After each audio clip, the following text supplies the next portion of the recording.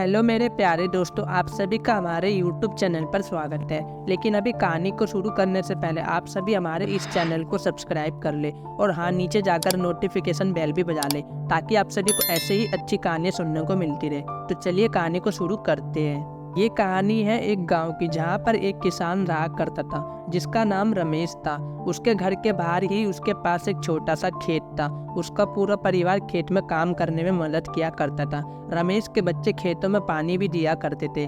इस बार रमेश के खेत की फसल बहुत ही अच्छी हुई थी और वह अपनी पत्नी से बोलता है कि इस बार हमारी फसल बहुत ही अच्छी है और अगर इस बार सब सही रहा तो हम अपनी फसल को बेचकर एक अच्छा नया घर बना ही लेंगे।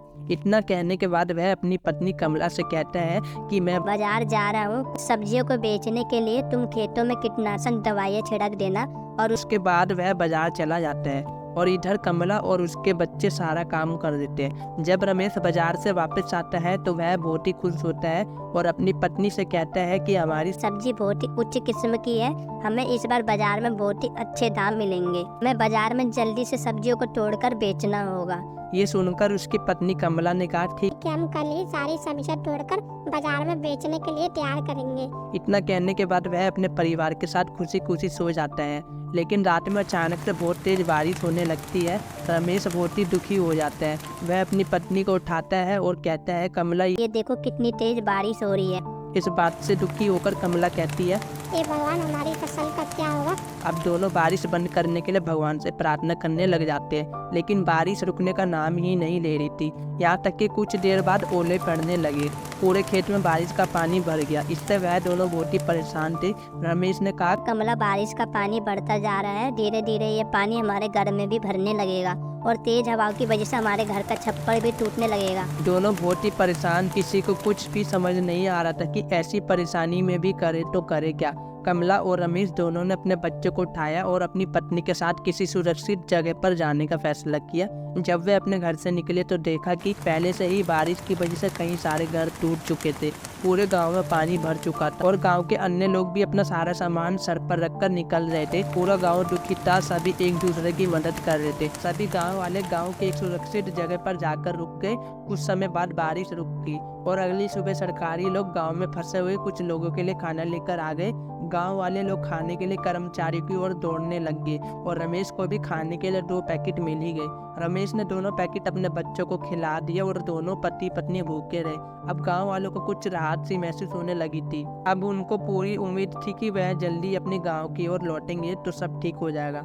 लेकिन तभी थोड़ी देर बाद फिर से बारिश होना शुरू हो गई। इस बार बारिश बहुत ही तेजी से लगातार बढ़ रही थी। पानी भी बढ़ता जा रहा था, जिसकी वजह से सरकारी कर्मचारी खाना लेकर नहीं आ पाए। इस पर रमेश ने कहा, गांव में सरकारी कर्मचारी खाना लेकर नहीं आएंगे, तो खाना लेने के लिए गांव से बाहर जाता हूँ। कुछ समय बाद रमेश खाना लेकर कमला और बच्चों के पास पहुंचा।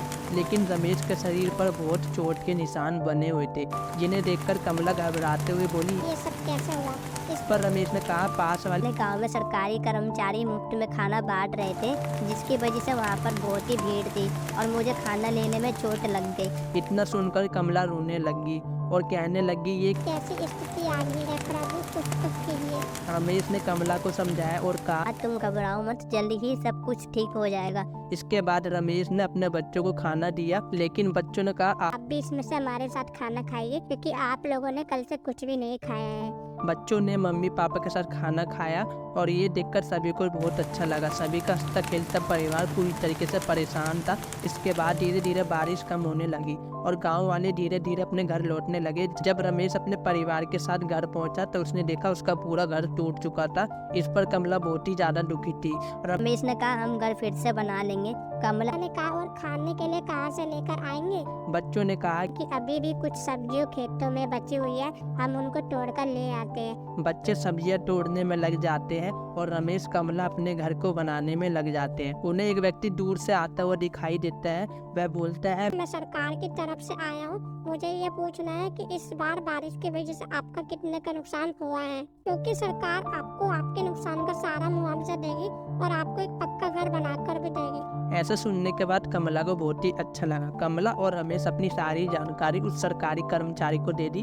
वह सारी जानकारी लेने के बाद वहां से चला गया और कुछ कर्मचारी गांव में राशन देने के लिए आए। राशन देने के बाद रमेश, कमला और गांव के सभी लोगों ने कर्मचारियों को धन्यवाद दिया। कर्मचारियों ने कहा, आप एक किसान हैं जो कि पूरे देश के लिए अनाज उगाते हैं। आपकी मदद करना हमारा कर्तव्य है। इतना कहने के बाद वह वहां से चला गया। इसके कुछ दिनों के बाद सरकार के बहुत कर्मचारियों की गाड़ियां आई और जिन लोगों के बारिश की वजह से घर टूटे थे उन सभी लोगों को मजबूत और पक्के घर बनवा कर दिए। आज कमला के आंखों में खुशी के आंसू नजर आ रहे थे। इसके बाद कमला ने कहा कि हे भगवान, मैं जाने में आपको क्या भला बुरा कह गई, कृपया करके मुझे माफ कर दीजिएगा। भगवान को धन्यवाद कहते हुए वह बहुत खुश हुई।